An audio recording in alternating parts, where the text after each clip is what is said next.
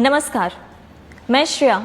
शिक्षा की बात हर शनिवार के इस साप्ताहिक कार्यक्रम में आप सभी शिक्षक प्रेमियों का हार्दिक स्वागत करती हूं। हर शनिवार की तरह एक बार फिर आप सभी शिक्षकों के द्वारा पूछे गए सवालों के साथ हमारे बीच मौजूद हैं शिक्षा विभाग के अपर मुख्य सचिव doctor S Siddharth sir. Sir, बहुत बहुत स्वागत है आपका। सर, आज का जो सबसे पहला सवाल है जिला पुरुषों के ट्रांसफर से संबंधित है। नमस्कार एससीएस सर, मेरा प्रश्न अंतर जिला पुरुषों के ट्रांसफर से संबंधित है। पिछले एपिसोड 13 में सर आपने कहा था कि केवल अंतर जिला महिलाओं का लिस्ट आना बाकी है, तो क्या अंतर जिला पुरुषों का ट्रांसफर नहीं होगा, और अगर होगा तो कब तक उम्मीद कर सकते हैं? देखिए, आपको जानकर ये होगा कि आज हम लोगों ने करीब 1,30,000 टीचर्स का हम लोगों ने विद्यालय में पोस्टिंग की प्रक्रिया शुरू की है। हम लोगों को करीब 1,90,000 आवेदन पत्र प्राप्त हुए थे और 1,30,000 का एक्चुअल स्कूल अलॉटमेंट शुरू हुआ है। ये पूरी प्रक्रिया करीब 15 दिन लगेगा और डीओ सब इसी में लगे हुए हैं। डीओ को ये काम दिया गया है और कर रहे हैं। ये बात मैंने कभी नहीं कहा कि पुरुषों का स्थानांतरण नहीं होगा, और जैसा कि आप आंकड़ों से देखते हैं कि करीब इसमें भी हम लोगों ने करीब 8 से 9,000 पुरुषों का नाम इसमें शामिल किया है, पुरुष टीचर। देखिए, जब भी स्थानांतरण किया जाता है तो 2-3 बातों का बहुत ध्यान रखा जाता है। इतनी बड़ी संख्या एक तो है, 1,90,000 है और आवेदन पत्र हैं। हम लोग 2-3 चीज़ें देखते हैं। पहले तो है वैकेंसी होनी चाहिए, जहाँ पे टीचर मांग रहे हैं वहाँ वैकेंसी होनी चाहिए। और दूसरा ये देखते हैं कि जो हमारा इंटर डिस्ट्रिक्ट जो स्टूडेंट टीचर रेशो है, मतलब जो छात्र और टीचर अनुपात है, उसको भी हम लोग ध्यान देते हैं। अभी तक जो ट्रांसफ़र हुए हैं करीब वो 1,30,000 का जो जिला आवंटन किया गया है, अगर उस आंकड़े को देखेंगे तो आपको आश्चर्य होगा कि ऐसे भी ज़िले हैं जहाँ 20 छात्र पे एक टीचर हैं, और ऐसे भी ज़िले हैं जहाँ 44 छात्रों पे एक टीचर हैं। तो आप देखिएगा कि पूरे राज्य में कितना, मतलब इस अनुपात में भी अंतर आ गया है कि एक तरफ 20 छात्र पे एक टीचर हो गए, एक तरफ 44 छात्र में टीचर हो गए। भाई इस कारण से हुआ है क्योंकि जो टीचर उन ज़िलों में थे जहाँ पे 44 छात्र पर टीचर थे, वो सब ऐसे ज़िलों में चले गए हैं जहाँ पे पहले ही टीचर बहुत ज़्यादा थे। तो एक तो हम लोगों को ये मेंटेन करना पड़ता है। पूरे राज्य का औसतन है 30 छात्र पर टीचर हैं। तो हम लोग को ये नियंत्रण रखना पड़ता है कि ऐसा ना हो कि अचानक एक ज़िला ऐसा हो जहाँ पे 10 छात्र हो जाएंगे एक टीचर पे। और जैसे ही ये ट्रांसफर्स होते हैं, देखिए एक चीज़ आपको सभी को सोचना भी चाहिए कि जहाँ से टीचर हटते हैं वहाँ स्कूल बंद भी होने लग जाते हैं।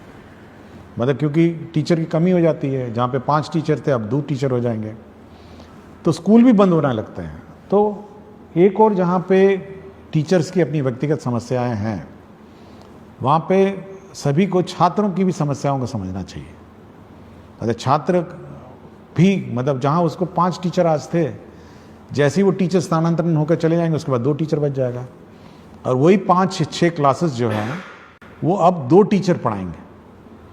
तो कितना कठिनाई छात्र को होगा। तो ये सब देखते हुए हम लोग करते हैं। फिर भी हम लोगों ने 1,30,000 टीचर्स अकोमोडेट किए हैं, और सबसे ज़्यादा जो हम लोग का प्रेशर है, जो सबसे ज़्यादा टीचर्स का स्थानांतरण का जो दबाव है, वो है पटना ज़िला में। और पटना ज़िला में इतना ज़्यादा दबाव है, ऐसा लगता है जैसे, मतलब एक अनुमान हम कहेंगे कि 15,000 टीचर जो हैं और पटना की तरफ जिला का ऑप्शन दे चुके हैं।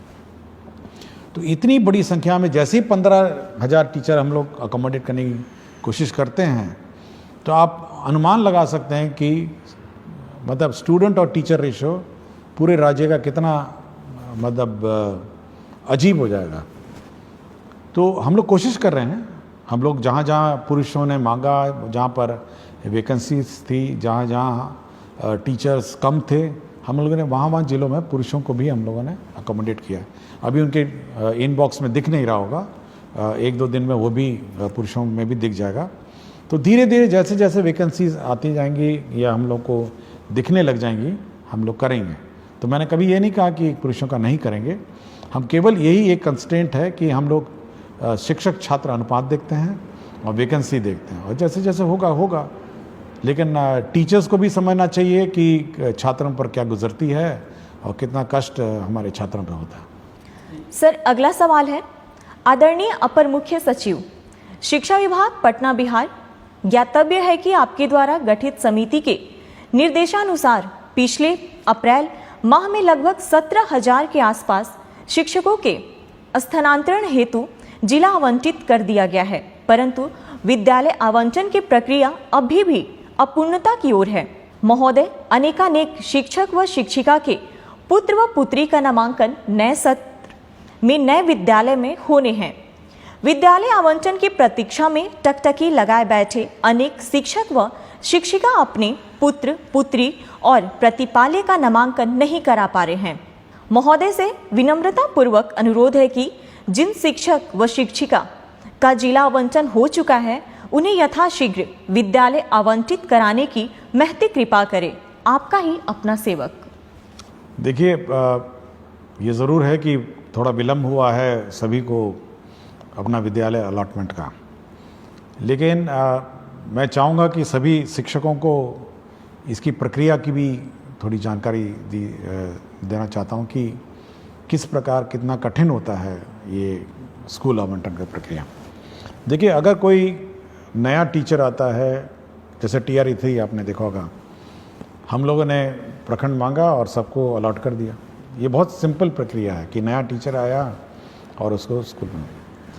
लेकिन यदि कोई TRE 1 और TRE 2 जिसको पूर्व में पहले ही स्कूल आवंटित है और वो ऑलरेडी पदस्थापित है, स्कूल में संचालित है, उसका ट्रांसफ़र सबसे डिफिकल्ट काम है, क्योंकि उसको उस स्कूल से हटाना है, दूसरे स्कूल में ले जाना है, और 38 जिलों से टीचरों को चलना है, मतलब शिफ्ट होना है, और 38 जिलों में पोस्टिंग करना है।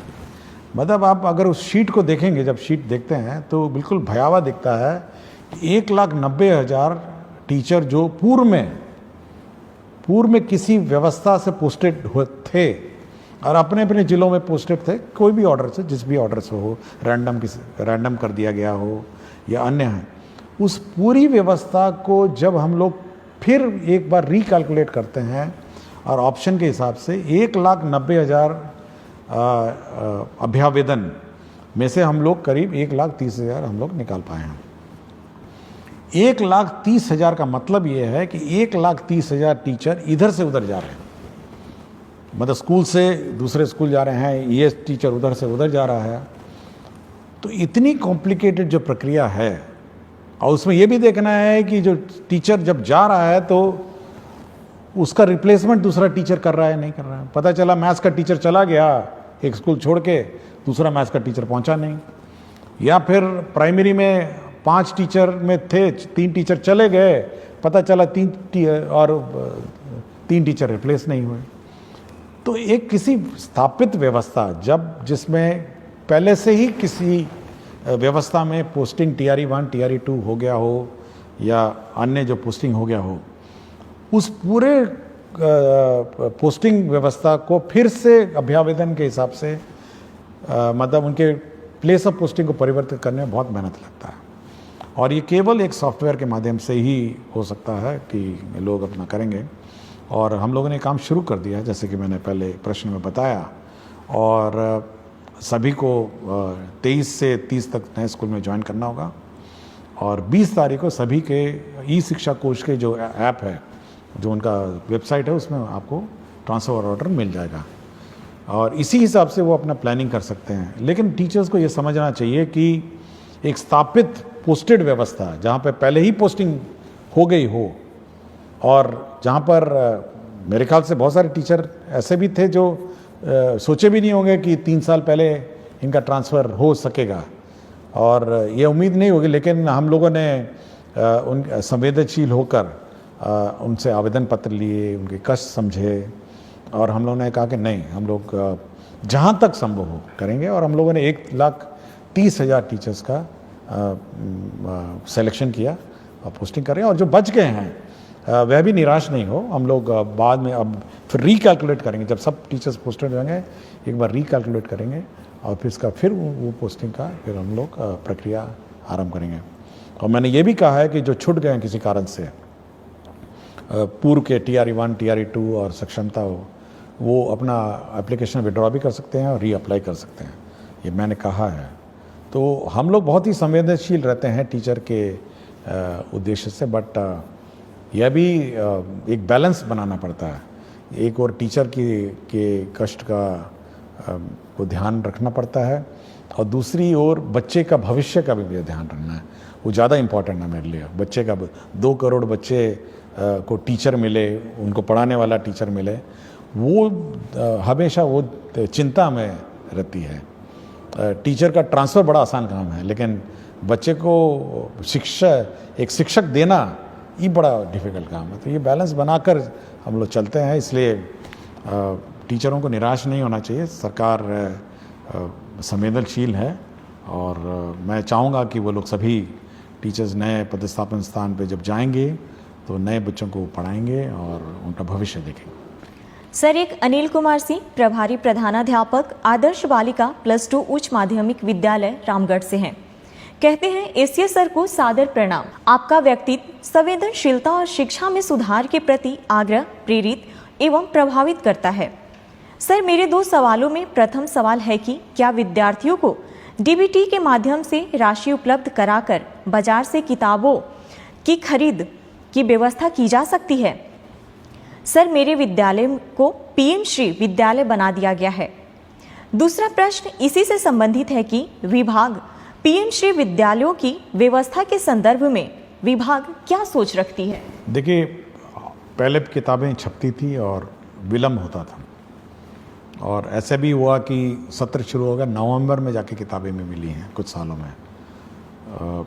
लेकिन फिर सरकार ने सोचा कि चलिए डीबीटी कर देते हैं।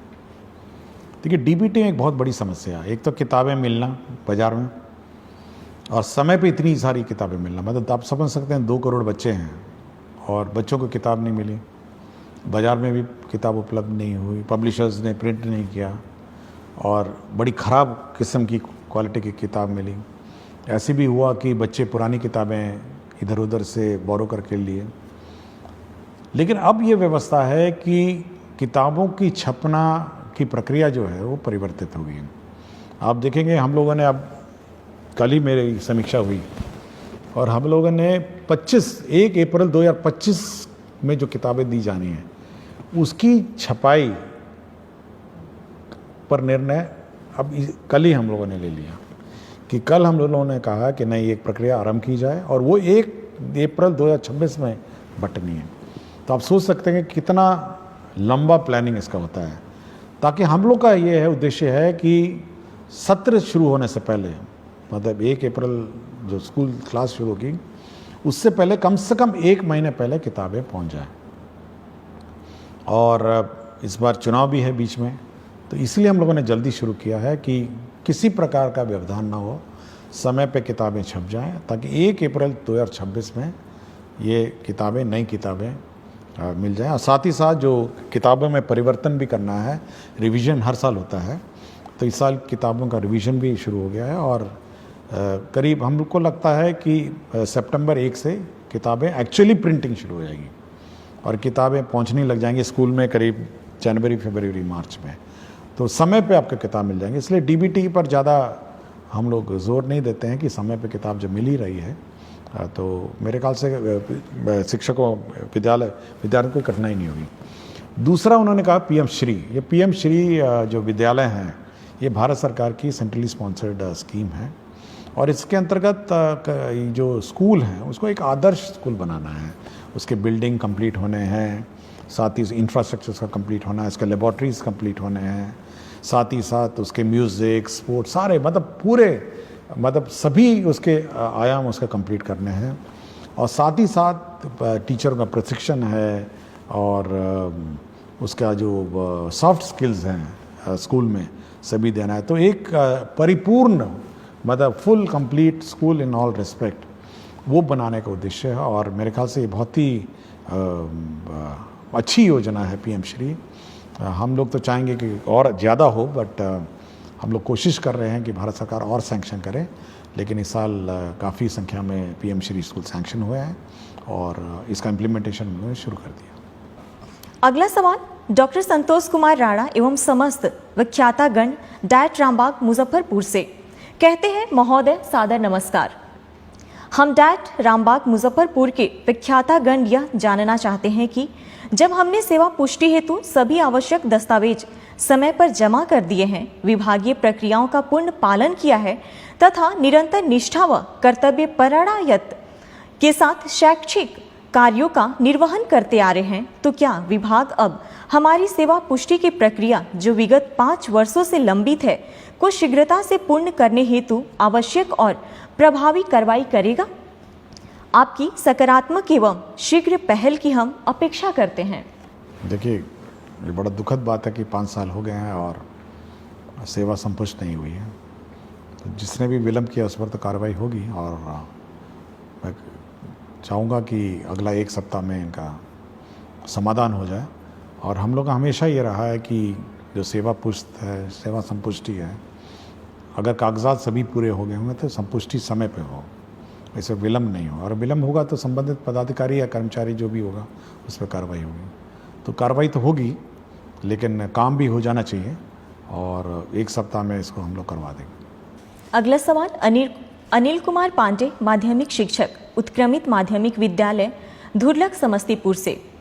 माध्यमिक स्तर के गणित विषय को सुलभ व सरल बनाने की भविष्य में विभाग की कोई योजना है? जैसे गणित विषय के शिक्षकों का विशेष प्रशिक्षण, अभ्यास पुस्तिका का विभाग द्वारा बच्चों के लिए उपलब्धता, आधुनिक तकनीक के उपयोग की संभाव्यता या अन्य? देखिए, मैथ्स बहुत इम्पॉर्टेंट सब्जेक्ट है और मैं पिछले बहुत सारे एपिसोड में मैंने कहा है। हम लोगों ने पिछले बार 100 दिन वाला कैंपेन भी चलाया था कि 100 दिन केवल मैथ्स और रीडिंग की क्लासेस, पहले क्लास और दूसरी रहेगी। हम लोगों ने FLN भी हम लोगों ने डेवलपमेंट प्रोसेस किया, बहुत सारे FLN किट्स भी डेवलप हुए। और हम लोग का है कि मैथ्स जैसे सब्जेक्ट है, बहुतों को कठिन भी लगता होगा, लेकिन FLN किट के माध्यम से उसको सरल बनाया जा सकता है और लर्निंग भी ईजी बनाई जा सकती है। और मैं पिछली बार जब ACRT में एग्जीबिशन में गया था तो बहुत अच्छे इनोवेटिव FLN किट्स भी थे जो मैथ्स से संबंधित थे, केवल मैथ्स से संबंधित थे। और मैं चाहूँगा ACRT इसको प्रचार प्रसार करे और टीचर्स का ट्रेनिंग दे, और टीचर्स के ट्रेनिंग में कम से कम ये FLN किट्स कैसे मैथ्स पढ़ाए जाएं इस पर विशेष ध्यान दें। और साथ ही साथ SCRT में भी हम लोग इस बार जो टीचर्स ट्रेनिंग का जिस साल का सत्र है उसमें FLN और मैथ्स और रीडिंग एबिलिटीज़ बच्चों में कैसे डेवलप की जाए इस पर ट्रेनिंग पे हम लोग जोर देंगे। सर, अगला सवाल भूपेंद्र कुमार त्रिपाठी, मध्य विद्यालय कर्मा, गुरारू गया, BPSC TRE 2 द्वारा चयनित गणित विज्ञान का शिक्षक है। महोदय, आपका ये हर शनिवार का संवाद करना काफ़ी सराहनीय है और हमें आपसे जुड़ने और आपको सुनने का मौका मिलता है, जिससे पूरा शिक्षक समाज काफ़ी लाभान्वित होता है। महोदय, बिहार में ट्यूशन की वैल्यू इतनी ज़्यादा है कि बच्चे स्कूल ना आकर वहाँ जाते हैं, और सबसे बड़ी विडंबना यह है कि सरकार को मालूम है कि काफ़ी सारे ट्यूशन टीचर स्कूल के समय में ही क्लासेस चलाते हैं। इस वजह से काफ़ी बच्चे स्कूल नहीं आते। इस पर सरकार कोई कार्यवाही क्यों नहीं कर रही है? मैं पिछले साल से अब तक कई बार गांव में जाकर और पेरेंट्स टीचर मीटिंग करके लोगों को समझा चुका हूं, परंतु अभी भी बहुत सारे बच्चे रेगुलर स्कूल नहीं आते हैं। इसके लिए सरकार क्या कदम उठाएगी? देखिए, पिछले एपिसोड में मैंने कहा था कि जो ट्यूशन है, स्कूल अवधि में कोई भी सरकारी स्कूल में नामांकित छात्र ट्यूशन में नहीं जाए, और सरकारी शिक्षक उस अवधि में ट्यूशन में क्लासेस नहीं ले सकते हैं। यह पूर्ण रूप से प्रतिबंधित है। और यह भी प्रतिबंधित है कि कोई भी सरकारी शिक्षक ट्यूशन नहीं पढ़ा सकते हैं, ये बिल्कुल प्रतिबंधित है। और यदि कोई शिक्षक जानबूझ के और इस मतलब जबरदस्ती या जानबूझ के इस रूल का उल्लंघन करता है कि मतलब वो सरकारी शिक्षक जो है वो किसी ट्यूशन क्लास मतलब ट्यूशन कोचिंग सेंटर में पढ़ाएगा, तब तो उस पर कार्रवाई हो जाएगी। उसका काम ये है कि जो हमारे स्टूडेंट हैं, सरकारी स्कूल में स्टूडेंट हैं, उनको पढ़ाएं। यह बिल्कुल अलाउड नहीं है कि कोई भी सरकारी टीचर किसी कोचिंग सेंटर में पढ़ाएंगे। ये मैं बिल्कुल स्पष्ट कर दिया हूँ और इस संबंध में हम लोग स्पष्ट निर्देश भी देंगे। और कोई कंप्लेंट आएगा तो उस पर तो कार्रवाई हो जाएगी, क्योंकि यह हम लोग नहीं चाहते हैं कि एक कोई स्टूडेंट मतलब यह देखे कि अपना टीचर ही जब चला गया ट्यूशन पढ़ाने तो वो भी चला जाएगा, स्वाभाविक है। तो यह पब्लिक को भी अलर्ट होना है और बाकी टीचर्स को भी अलर्ट होना है कि किसी भी परिस्थिति में सरकारी शिक्षक ट्यूशन नहीं पढ़ाएंगे और सरकारी स्कूल में जो नामांकित छात्र हैं वह ट्यूशन सेंटर में नहीं जाएंगे ट्यूशन अवधि में, मतलब सॉरी जो स्कूल अवधि में। स्कूल का अवधि के बाद वो अपना ट्यूशन जहाँ लेना लें और प्राइवेट टीचर अपना जो पढ़ाना पढ़ाएं, वो हमको कोई आपत्ति नहीं। लेकिन ये बिल्कुल बहुत ही स्पष्ट है। और हम लोग biometric attendance, photo based attendance शुरू करने वाले हैं स्टूडेंट्स का भी। तो जल्दी जैसे लौटेंगे अपने समर वेकेशन से, तो स्टूडेंट्स का बायोमेट्रिक अटेंडेंस भी हम लोग कंपलसरी कर देंगे। तो यह हम लोग यह टॉलरेट नहीं करेंगे कि स्टूडेंट्स क्लास मिस करें, क्लास से गायब रहें, अन्यथा कहीं घूम रहे होंगे। ये बायोमेट्रिक अटेंडेंस स्टूडेंट्स का भी हम लोग समर वेकेशन के बाद शुरू कर देंगे। सर, अगला सवाल है। नमस्कार एससीएस सर, मैं राशिद आलम यूएमएस भीमाइन खैरा जमुई में उर्दू टीचर के रूप में कार्यरत हूँ। सर, मेरे स्कूल में उर्दू के स्टूडेंट हैं, उर्दू में पढ़ाई भी होती है, लेकिन एग्ज़ाम के क्वेश्चन पेपर उर्दू सब्जेक्ट का नहीं आता है। मजबूरन संस्कृत सब्जेक्ट का एग्ज़ाम लेना पड़ता है। कृपया इसका सॉल्यूशन कीजिए। नहीं, ये बिल्कुल गलत है और मैं ये चेक करूँगा कि उर्दू का पेपर क्यों नहीं गया। उर्दू का अगर पढ़ाया जाता है तो उर्दू का पेपर जाना चाहिए, संस्कृत का पढ़ाया जाता है तो संस्कृत जाना चाहिए। ये बिल्कुल गलत है कि उर्दू पढ़ के संस्कृत लिखेगा या संस्कृत पढ़ के उर्दू है, नहीं, ये गलत, बिल्कुल गलत। और जहाँ पर भी लापरवाही हुई है मैं इसको चेक करूँगा। सर, अगला सवाल नरेश कुमार निराला जिलाधिकारी से पुरस्कृत विशिष्ट शिक्षक आदर्श प्राथमिक विद्यालय केवला से। कहते हैं, जी नमस्कार सर, शिक्षा की बात शनिवार मेरा प्रश्न है कि वर्ष 2007 में हजारों नवसृजित प्राथमिक विद्यालय खोला गया और सैकड़ों प्राथमिक को उत्क्रमित कर मध्य विद्यालय बनाया गया, जो काफ़ी सराहनीय कार्य रहा। अभी भी बहुत से ऐसे पंचायत है जहां नवसृजित प्राथमिक विद्यालय खोलने की अति आवश्यकता है और ऐसे कुछ प्राथमिक विद्यालय भी हैं जिसे उत्क्रमित कर मध्य विद्यालय बनाने की जरूरत है। कई ऐसे उच्च माध्यमिक विद्यालय 7 वर्ष पूर्व बनकर तैयार है, लेकिन अभी भी उस भवन में कक्षाएं संचालित नहीं हो रही है। जैसे सुपौल जिला के छातापुर प्रखंड के उत्क्रमित उच्च माध्यमिक +2 विद्यालय भीमपुर का 3 मंजिला भवन जो लगभग 7 वर्ष पूर्व बनकर तैयार है, लेकिन आज भी उसमें पढ़ाई नहीं हो रही है। सरकार और विभाग नए प्राइमरी स्कूल खोलने और कुछ प्राइमरी स्कूल को मध्य विद्यालय में उत्क्रमित करने और भवन बने उच्च माध्यमिक विद्यालय में कक्षा संचालित करने पर क्या विचार रखती है? देखिए, जो स्कूल की बात कर रहे हैं जहाँ बिल्डिंग बन के तैयार है और संचालित नहीं हुआ, मैंने डीओ से बात की और डीओ ने कहा कि क्योंकि जिस कारण से जब हेडमास्टर को आदेश दिया गया था उसने वहाँ अपना स्कूल शिफ्ट नहीं किया, जिसके कारण से डीओ पे जो हेडमास्टर है उस पर कार्रवाई भी हुई। और मेरा बिल्कुल स्पष्ट है, जो डीओ ने कहा कि वहाँ पे पानी जमता है या रोड का कोई इश्यूज़ है, उसने बहुत सारे कारण बताए, तो मैंने उसको स्पष्ट कहा है कि सोमवार से स्कूल शुरू हो जाना चाहिए और सोमवार से क्लास का संचालन स्कूल में हो जाना चाहिए। मैंने बिल्कुल स्पष्ट कहा है और अगर नहीं होगा तो मैं डीओ पे कार्रवाई कर दूँगा। तो ये बिल्कुल स्पष्ट है कि अगर स्कूल बनकर तैयार होगा तो शुरू हो जाना चाहिए और क्लास से शुरू हो जानी चाहिए। कोई कारण नहीं होना चाहिए कि वहाँ स्कूल नहीं हो। दूसरा है कि हम लोग अभी भी बहुत सारे कई जगह दिखते हैं कि प्राइमरी स्कूल का अभाव है। अभी हाल ही में मैं नवादा गया था, तो जो कोडरमा का बॉर्डर है, ज़िले हैं पहाड़ों पे, कुछ लोग वहाँ से आए थे और वो अपने गांव में प्राइमरी स्कूल की मांग कर रहे थे कि भाई हमारे यहाँ स्कूल होना चाहिए।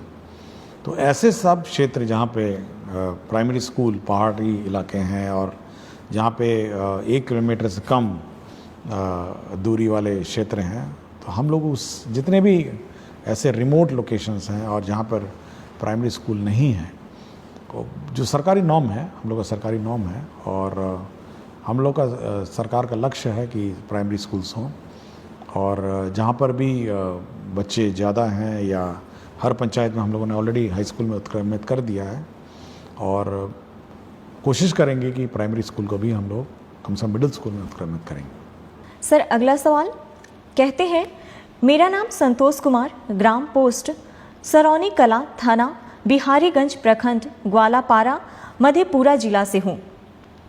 शिक्षा के क्षेत्र में किए गए आपके उत्कृष्ट कार्य को सादर प्रणाम सर जी। जब से बिहार में शिक्षा का पद आप और के पाठक सर जी संभाले हैं, तब से बिहार में शिक्षा के क्षेत्र में काफी सुधार हुआ है। मुझे आप पर बहुत गर्व है सर जी। महोदय से मेरा प्रश्न यह है कि जिस प्रकार से बच्चों को सर्वांगीण विकास के लिए खेलकूद एवं कला प्रशिक्षण भी अनिवार्य है, जिसमें बच्चों को खेल तो कराया जाता है किंतु कला नहीं सिखाया जाता है, जबकि शिक्षा और कला एक दूसरे का पूरक है। इस प्रकार सर जी से मेरा इच्छा यह है कि जून महीने में जो ग्रीष्मकालीन 20 रोज विद्यालय बंद रहेंगे, तो उस बीच में बेरोजगार कलाकार के द्वारा कला प्रशिक्षण, चित्रकला, मूर्तिकला, हस्तशिल्प, पेपर क्राफ्ट दिया जाए, तो बच्चों चिलचिलाते धूप से बचे रहेंगे और कला भी सीखेंगे। एक बार फिर आप मुख्य सचिव डॉक्टर एस सिद्धार्थ सर जी से सादर प्रार्थना है कि बेरोजगार कलाकार को कुछ मानदेय पर ग्रीष्मावकाश विद्यालय में कला प्रशिक्षण शुरू करने की कृपा की जाए। पूरा ईमानदारी के साथ प्रशिक्षण देंगे। इस मानदेय से हम जैसे गरीब कलाकार की आगे पढ़ाई जारी रह सके। मेरे घर की जिम्मेदारी मेरे ऊपर है। मेरे पिताजी पैर से विकलांग हैं। मेरा इच्छा है कि हम ललित कला शिक्षक बने। नहीं, सुझाव तो बहुत अच्छा है, और स्कूलों में संपर्क कैंप, टीचर्स तो सब छुट्टी पे चले जाएंगे, और जैसे कि मैंने कहा कि सभी लोग अपना ग्रीष्म अवकाश में जाएंगे, लेकिन इस प्रकार के जो स्थानीय लोकल कलाकार हैं समर कैंप्स ज़रूर चला सकते हैं गांव में। और हम लोग कोशिश कुछ प्लान आउट करते हैं कि हम लोगों ने कुछ NGOs को भी कहा है समर कैंप्स चलाने को, और एक व्यवस्था विकसित करते हैं कि बाकी गांव में भी कला, म्यूज़िक, डांस और स्पोर्ट्स का समर कैंप्स चले, और आर्ट और क्राफ्ट का भी कुछ कोशिश करते हैं। लेकिन आइडिया अच्छा है और सुझाव अच्छा है, इस पर मैं कुछ वर्कआउट करता हूँ। एक सवाल है सर, नमस्ते। मैं शशिकांत कुमार, प्राथमिक विद्यालय ताती टोला, बभन गामा, जिला खगड़िया से में 2014 से शिक्षक के रूप में कार्यरत हूँ। मुझे समाज सेवा करना अच्छा लगता है। सरकार के द्वारा किसी प्रकार की योजना सरजमी तक लाना एक कठिन परिश्रम है। बदलते समय में हर व्यक्ति अपने निजी स्वार्थ के कारण सरकार के द्वारा महत्वाकांक्षी योजना को लोगों तक नहीं पहुंचा पाते हैं। सर, अब मैं राष्ट्रीय शिक्षा नीति 2020 में प्रथम कक्षा से नीचे 2 कक्षा का संचालन करने की चर्चा है, जिसमें आंगनबाड़ी प्रत्येक वार्ड में संचालित किया जाता है, और आंगनबाड़ी में 2 महिला स्टाफ सेविका और सहायिका होते हैं। छोटे बच्चों का प्रथम स्कूल आंगनबाड़ी ही होते हैं, परंतु मध्यम वर्ग के बच्चे प्ले स्कूल जाते हैं। आंगनबाड़ी में 2 महिला स्टाफ, सेविका और सहायिका का कार्य। सेविका प्रधान संचालन करता एवं सहायिका बच्चों को लाना और मध्याह्न भोजन बनाकर खिलाना। सेविका द्वारा 16 से 20 पंजी का संधारण करना होता है। स्टाफ उपस्थिति पंजी, अन्नप्राशन पंजी, गोद भराई पंजी, भंडार पंजी, टीकाकरण पंजी, सामाजिक बैठक पंजी, दूध वितरण पंजी, राशन वितरण पंजी, बालबाड़ी बच्चा उपस्थिति पंजी, विवाह पंजी, विवाह, मृत्यु एवं जन्म पंजी, महिला मंडल बैठक पंजी, सर्वे पंजी, निरीक्षण पंजी, वजन पंजी, मुख्यमंत्री कल्याण कन्या उत्थान योजना पंजी, प्रधानमंत्री मातृ वंदना योजना पंजी, जिसमें सेविका क्या क्या करे। सरकार की शिक्षा और पहल में जन्म के बाद 3 से 6 साल में के बच्चों को बालबाड़ी में शिक्षा दी जाती है, जिसमें शैक्षणिक गतिविधि के लिए स्टाफ की कमी है। सर, मेरा ध्यान शिक्षा सेवा की ओर है।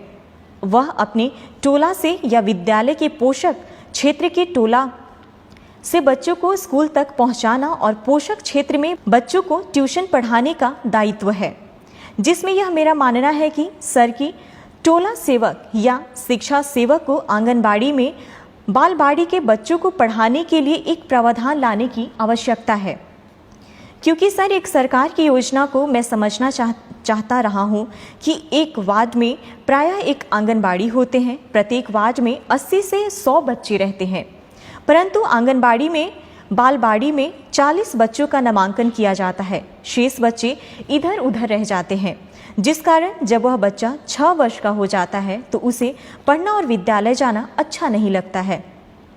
सर, अंत में मैं यह कहना चाहता हूं कि वर्तमान समय में सरकारी विद्यालय में शिक्षक की उपस्थिति ठीक ठाक हो गई है और शिक्षक सेवक को बालवाड़ी में बच्चों को पढ़ाने के लिए समय का प्रावधान लाना चाहिए। देखिए, ये ज़रूर जो सुझाव करता है,